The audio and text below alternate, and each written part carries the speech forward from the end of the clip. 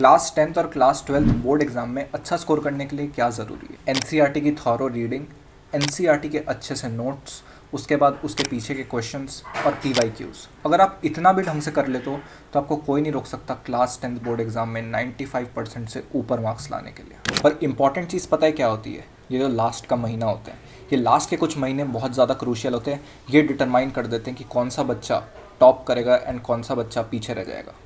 ऐसे बहुत लोग हो सकते हैं जिनके पास नॉलेज बहुत ज़्यादा हो, लेकिन उनका तरीका ही गलत हो, उनका जो अप्रोच है वही गलत हो और इसलिए वो पीछे रह जाते हैं। हमारे पास में रिसोर्सेज तो इतनी ज़्यादा हो जाती है लेकिन पता ही नहीं होता कि करना क्या होता है और किस तरीके से चीज़ों को अप्रोच करना होता है। लास्ट में जो बच्चा ढंग से कर लेता है वही जीत जाता है।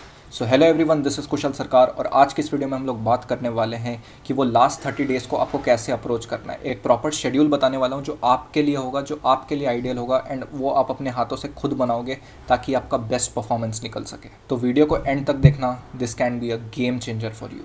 तो ये 30 डेज़ चैलेंज अगर तुम्हें एक्सेप्टेड है तो नीचे कमेंट करके बताओ यस भैया चैलेंज एक्सेप्टेड। अब शेड्यूल वगैरह में तो हम बाद में आते हैं, लेकिन उससे पहले कुछ चीज़ें जानना ज़रूरी है, नहीं तो ये शेड्यूल वगैरह का कोई मतलब ही नहीं रह जाएगा, ये प्लानिंग पूरी की पूरी यूज़लेस हो जाएगी। तो सबसे इंपॉर्टेंट जो चीज़ है जो एंड के समय आपको अपने दिल के बहुत ज़्यादा करीब रखनी है, जो कि है एनसीईआरटी। एनसीईआरटी ये सब बोलते हैं और मैं हमेशा बोलते रहूँगा, हमारा काम ही आपको बार बार रिमाइंड कराते रहना। एनसीईआरटी आपकी सबसे बड़ी प्रायोरिटी होनी चाहिए। बच्चे गलती करते हैं कि कोई सी भी बुक उठा लेते हैं, उसकी थ्योरी पढ़ने लग जाते हैं, सोचते हैं टफ क्वेश्चन सॉल्व करेंगे तो ज़्यादा बेनिफिट होगा, जबकि ऐसा नहीं होता। प्रॉब्लम ये होती है कि बच्चे बेसिक चीज़ों से हट जाते हैं एंड एडवांस चीज़ें करने लग जाते हैं एंड फिर इसी वजह से उनके अच्छे मार्क्स नहीं आ पाते हैं। इसलिए अपने सामने चिपका लो कि NCERT is God, NCERT is king. उसके बाद ही करूँगा, कुछ करूँगा तो अगर मुझे टाइम मिला तो, लेकिन सबसे पहली प्रायोरिटी है एनसीईआरटी। अब एनसीईआरटी में भी क्या करना है? एनसीईआरटी की थ्योरी। अब एनसीईआरटी की थ्योरी के बाद उससे क्वेश्चंस बनाने हैं। अब एनसीईआरटी की थ्योरी के बाद उसकी तुम्हें नोट्स बनानी है ढंग से, फिर उसके भी तुम्हें शॉर्ट नोट्स बनाने हैं। अभी तक भी जो बच्चा कर रहा होगा उसको पता होगा कि ये कितना ज़्यादा बेनिफिशियल होता है, इससे कितने ज़्यादा हमको बेनिफिट मिलता है। अब एनसीईआरटी के भी आप बोलोगे कि भैया हमें तो नोट्स बनाने का टाइम नहीं मिलेगा, ऑब्वियसली तो जो आपके क्लास नोट्स होंगे, जो आपके टीचर्स ने दिए होंगे, जो आपके कोचिंग अगर जाते होंगे तो वहाँ दिए होंगे, तो उसमें से पढ़ के आपको जो चीज़ नहीं मिलती जा रही है उसको ऐड करते जाना है। एंड शॉर्ट नोट्स की मैंने आपको प्रॉपर टेक्निक बता रखी है पहले के वीडियोज़ में। अगर आपको फिर से जानना है, ढंग से जानना है तो नीचे कमेंट करके बताओ यस भैया please make a video on short notes, में वो भी आपके लिए लेके आऊँगा। तो उसके बाद आ जाते हैं सबसे इंपॉर्टेंट चीज़, क्वेश्चंस। अब क्वेश्चंस के लिए भी आपको एनसीईआरटी के सबसे पीछे वाले क्वेश्चंस, बीच में जो क्वेश्चन दिए जाते हैं, बॉक्स में जो क्वेश्चन दिए जाते हैं, वो बहुत इंपॉर्टेंट है। बच्चे वो छोड़ के चले जाते हैं एंड क्या होता है एग्जाम में वही क्वेश्चन आ जाता है। मेरे साथ भी ऐसा हुआ था साइंस के पेपर में कि वो बीच के जो बॉक्स के वाले क्वेश्चन होते हैं ना, मैं वो नेग्लेक्ट करके चले गया था एंड उससे एक क्वेश्चन आ गया था। तो ये बिल्कुल भी नहीं करना है। बीच के सारे क्वेश्चंस आपको करके जाने हैं, इन टेक्स्ट क्वेश्चन और बैक के क्वेश्चन एकदम आपको बाई हार्ट एकदम याद होने चाहिए। सीधे सीधे बताऊं तो पूरे रट के जाना। अब इतना हो गया तो इसके बाद आपको जो क्वेश्चंस करने जाना है वो है PYQ. Last 5 year questions more than enough होंगे आपको अच्छी तरीके से प्रिपेयर करने के लिए क्वेश्चन वाइज। तो अगर आप इतना कर लेते हो आपका काम हो जाएगा।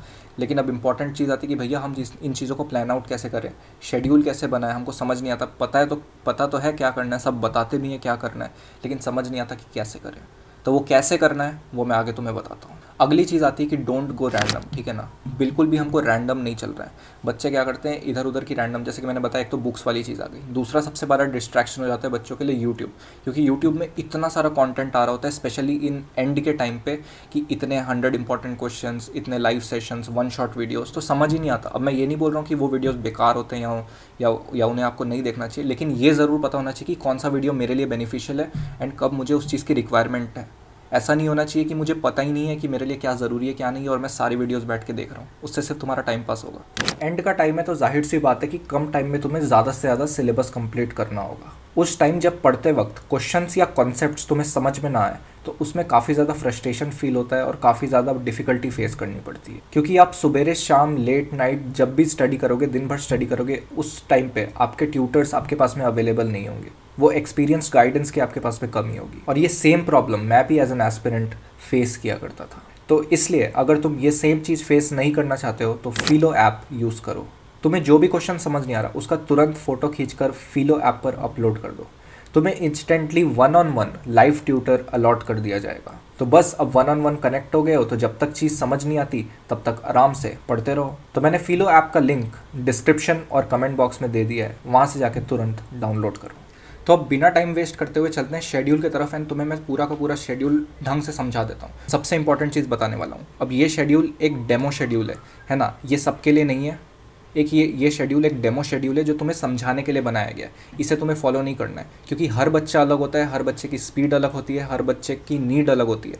कुछ बच्चे के हो सकते हैं अभी प्री बोर्ड्स हो गए हों, कुछ बच्चे के हो सकते हैं प्री बोर्ड्स आने वाले हो, तो उस हिसाब से तुम्हें कस्टमाइज़ करना है चीज़ें। जो भी बातें मैंने तुमको पहले बताई है उनका यूज़ करना है, एंड अभी मैं तुमको जैसे समझाने वाला हूँ उस हिसाब से तुम्हें ये टेम्पलेट मिल जाएगा एंड इसी पे अपना ढंग से शेड्यूल बना के उसको फॉलो करना है। तो फटाफट से मैं तुम्हें एक्सप्लेन कर देता हूँ। तो जैसे कि तुम्हें अभी मान लो 4 वीक है तुम्हारे पास में, तुम्हें दिसंबर एंड तक एक राउंड ऑफ सिलेबस अपना कंप्लीट कर लेना है।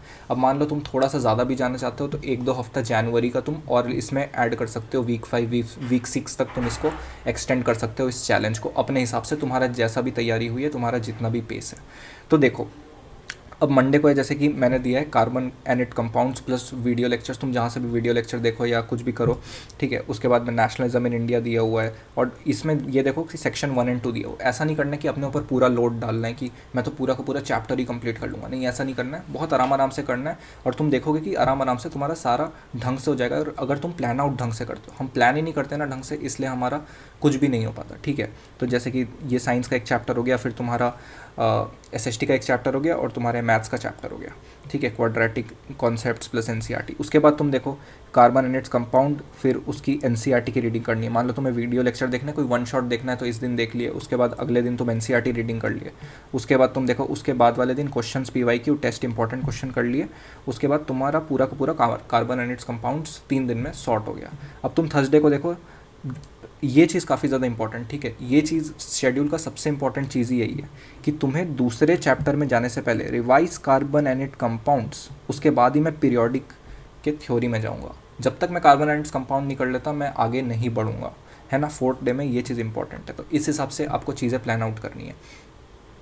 अब बच्चे बोलते हैं भैया रिवीजन में टाइम लग जाएगा, मैं तो carbon and its compound revise करने लग जाऊंगा, तो मेरा पीरियोडिक में कैसे पढ़ूंगा। अब यही चीज़ गलत है। मैंने तुमको प्रॉपर्ली बता रखा है कि तुम्हें शॉर्ट नोट्स बनाने थ्योरी के भी एंड क्वेश्चंस के भी। अगर ये तुम ढंग से कर लेते हो साथ में या फिर करते आए हो तो तुम्हें 10-15 मिनट से ज़्यादा नहीं लगेगा एक बड़े से बड़े चैप्टर को भी रिवाइज करने में। इतना आसान होता है रिवीजन करना, लेकिन बच्चे फालतू में कॉम्प्लिकेट करते हैं। तो उसके बाद सिमिलरली नेशनलिज्म इन यूरोप के जैसे सेक्शन 1 और 2 पढ़ा, फिर उसके बाद में रिवाइज 1 और 2, then go to theory next section की।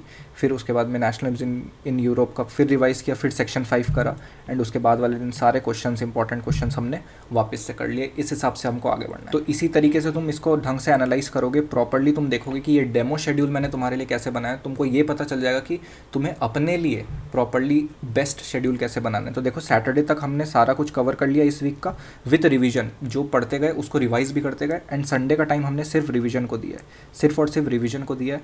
जो मेन चैप्टर्स हैं उनको रिवाइज करने में आपको देना है। जो चैप्टर देखो आपने पहले कवर करें, जैसे कार्बन एंड इट्स कंपाउंड आपने पहले पढ़ रखा है तो पहले कार्बन एंड इट्स कंपाउंड आपको पढ़ना है, ताकि वो चीज़ जो पहले पढ़ी थी वो वापस से ढंग से रिवाइज हो जाए। तो इस चीज़ का आपको ख्याल रखना है। तो ये डेमो शेड्यूल आपको इस हिसाब से यूज़ करना है, इसको एनालाइज करना है अपने।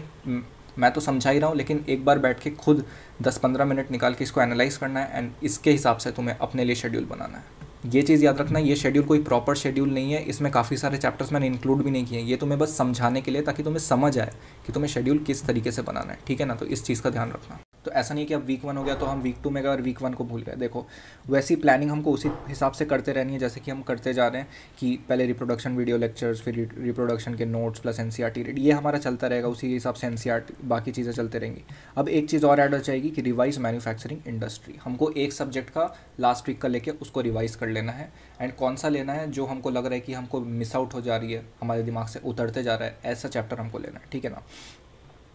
उसके बाद में same revise and practice maths till now, उसके बाद रिवाइज नेशनलिज्म इन इंडिया। तो तुम देख सकते हो कि ये शेड्यूल इतना ज़्यादा परफेक्ट है, इसमें सारे के सारे चैप्टर्स का ध्यान रखा गया है कि तुम्हें एक प्रॉपर इंटरवल में सारी चीज़ें रिवाइज होते जाए जो तुम पहले करते जा रहे हो। तो तुम अगर ध्यान से देखो तो इस पूरे के पूरे शेड्यूल से तुम्हें कुछ चीज़ें जो सीखने मिलती हैं, मेन ये है कि तुम्हें प्रॉपरली प्लान आउट करनी है कि ये दिन मुझे ऐसे ऐसे चैप्टर कवर करना है, पहले थ्योरी, उसके बाद में क्वेश्चंस, वीडियो लेक्चर देखना है तो वो देखने हैं, एंड उसके बाद में रिवाइज करते रहना एक प्रॉपर इंटरवल में। ऐसा नहीं कि एक बार रिवाइज कर लिया। वीक पे एंड में संडे को एज अ रिवीजन का डे रखो, उसमें रिवाइज करो। तुम उसमें टेस्ट भी दे सकते हो, अगर तुम टेस्ट वगैरह देते हो सैम्पल पेपर सॉल्व कर सकते हो, एंड उसके बाद में अगले वीक में भी जा रहे हो तो वो रिवीजन एक इंटरवल में कंटिन्यू रहना चाहिए। ये चीज़ का तुम्हें ध्यान रखना है। तो वीक 4 में भी तुम देखोगे तो रिवाइज नेशनलिज्म इन इंडिया, यहाँ भी तुम्हें दिख जाएगा वीक 1 का चैप्टर डाला हुआ है, तो तुम्हारी मेमोरी रहेगी, तुम्हारा साथ साथ होता रहेगा चीज़ें। ऐसा नहीं होगा कि तुम एंड डे पहुँचे तो तुमको यही नहीं पता कि फर्स्ट डे क्या पढ़ा था। ये चीज़ बिल्कुल भी नहीं होगी। तो जो डेमो शेड्यूल है, ये वाला जो डेमो शेड्यूल है ना, तो ये डेमो शेड्यूल एंड जो खाली टेम्पलेट वाला शेड्यूल है वो भी मैं नीचे डिस्क्रिप्शन में दे दूंगा, ताकि तुम उसको प्रिंट आउट करके अपने सामने चिपका लो और अपने हिसाब से अपना प्लान बनाते हुए तुम आगे बढ़ो। कुछ चीज़ों का काफ़ी ज़्यादा इंपॉर्टेंट रखना। पहली चीज़ जो मैंने तुमको वीडियो के स्टार्टिंग में बताई, जो जो चीज़ें तुम्हारे लिए इंपॉर्टेंट है अच्छा स्कोर करने के लिए, उनको दिमाग में रखना, वो गलतियाँ मत करना। सेकंड चीज़, जिस तरीके से मैंने तुम्हें शेड्यूल समझाया उस चीज़ का ध्यान रखना कि कैसे कैसे तुम्हें प्रॉपर्ली किन किन चैप्टर्स को कैसे कैसे प्लेस करना है अपने हिसाब से, एंड रिवीजन को किस तरीके से इंटरवल में करते रहना है एंड उसको प्रायोरिटाइज़ करना है। एंड तीसरी जो सबसे इंपॉर्टेंट चीज़ है, वीडियो एंड होने के बाद में तुम्हें डेमो शेड्यूल डाउनलोड करना है एंड बैठ के उस डेमो शेड्यूल को एनालाइज करना है अपने हिसाब से।